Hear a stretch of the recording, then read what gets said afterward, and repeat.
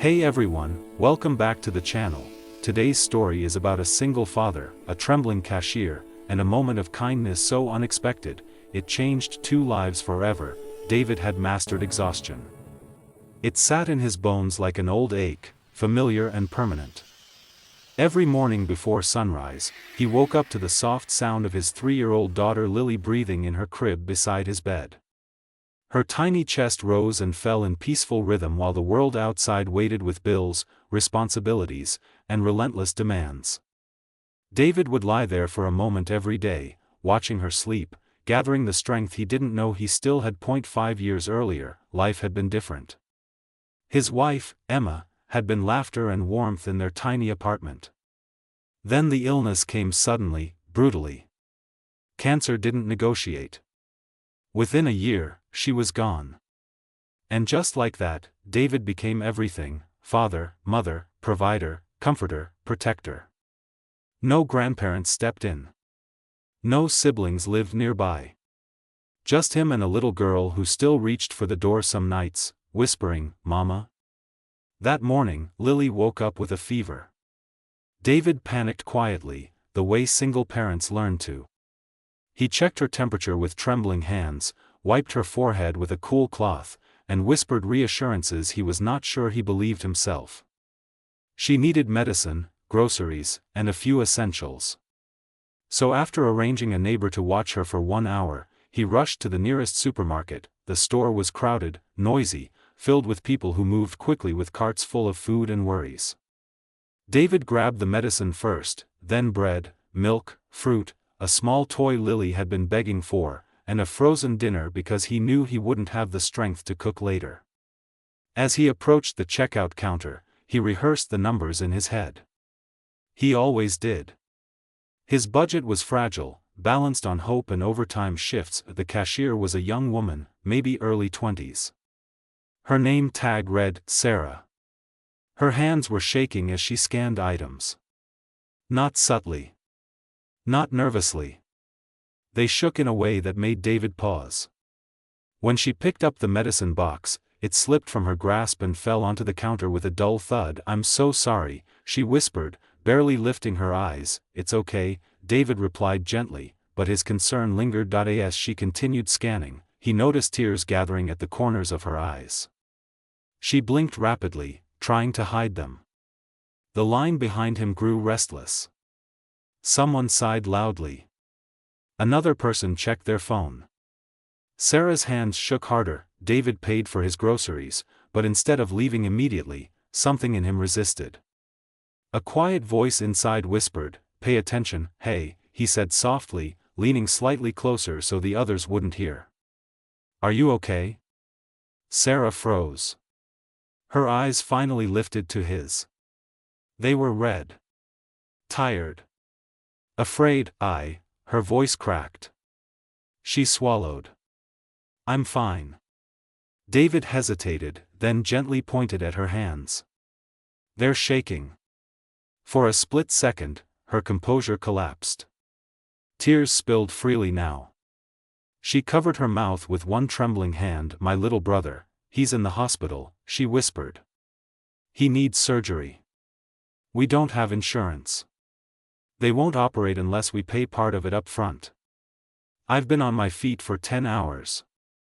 I keep thinking about the clock. About him waiting. I can't focus. I'm scared." The words hit David like a wave. He saw not just a cashier, but a desperate sister standing between hope and heartbreak. "I'm sorry," she added quickly. "I shouldn't be telling strangers. I'm sorry." David stood there silently for a moment.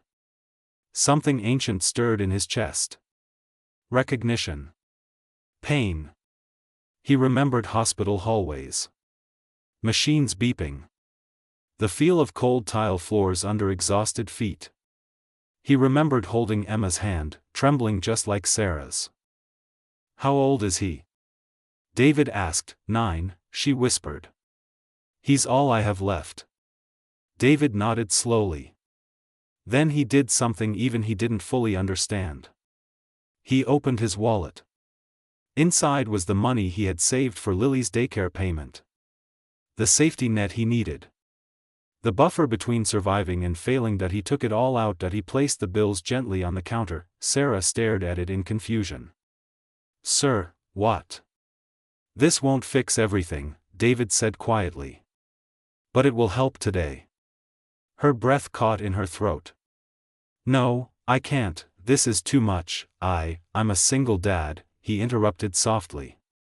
My wife died 5 years ago. Hospitals taught me that money isn't the thing you regret giving away. Tears streamed freely down Sarah's face now. She reached out as if to push the money back, then stopped. Her hands shook too badly. Thank you, she whispered. Thank you. I don't even know your name. David, he said. And you don't owe me anything. She shook her head slowly. You saved my brother. David picked up his bags and turned to leave. As he walked toward the exit, someone behind him clapped softly. Then another. Soon, applause rippled through the store. A woman near the candy aisle wiped her eyes. A man stepped forward and placed a $20 bill on the counter. Another added a $50. Then another. Sarah stared at the growing pile of money in disbelief. Her hands no longer shook. Outside, David stepped into the sunlight. The applause still echoed faintly behind him. He exhaled shakily. His heart pounded, not from pride, but fear. What have I done? On the way home, doubts attacked him viciously. How would he pay daycare? What if Lily's fever worsened? What if his car broke down? He gripped the steering wheel tightly and whispered, please let me have done the right thing. That night, Lily's fever dropped. She slept peacefully. David sat beside her bed, watching her chest rise and fall, uncertainty churning inside him. 2 days later, he returned to the same store for more medicine. The same cashier lane was open. But Sarah wasn't there. Disappointment surprised him. Then he heard someone call his name. That he turned. Sarah stood there, this time not behind the counter. She wore a hospital bracelet on her wrist. Her eyes were swollen, but they glowed with something new. He made it, she said breathlessly. The surgery worked. He woke up this morning. I didn't know how to find you. I've been waiting for you. David felt his knees weaken slightly. Relief washed through him, unexpected and overwhelming. I was so afraid you wouldn't come back, she said. I wanted to give this to you. She handed him an envelope. No, he said immediately. You don't have to, please, she insisted. You gave me courage when I had none. Let me give you gratitude. David accepted the envelope slowly. Inside was not money. It was a drawing. A child's drawing. It showed a man with a big heart on his chest, standing beside a hospital bed. Above it, in shaky handwriting, were the words, "Thank you for saving me." David's vision blurred. I told him about you, Sarah said. He calls you the Heart Man. David laughed weakly through tears. Tell him I'm just a dad who got lucky. Sarah smiled softly. You didn't just save him.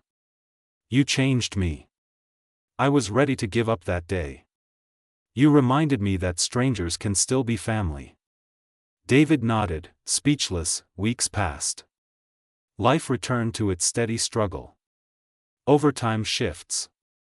Daycare stress. Lily learning new words every day. One evening, David arrived home to find a letter taped to his door. Inside was a message from the store manager. They had started a community fund inspired by what happened that day. They offered David free groceries for 6 months. David sat on the floor and cried. Months turned into a year. Lily started school. She grew curious, kind, and observant. One day, she asked, Daddy, why do you always help people? David smiled. Because one day, you might need help too.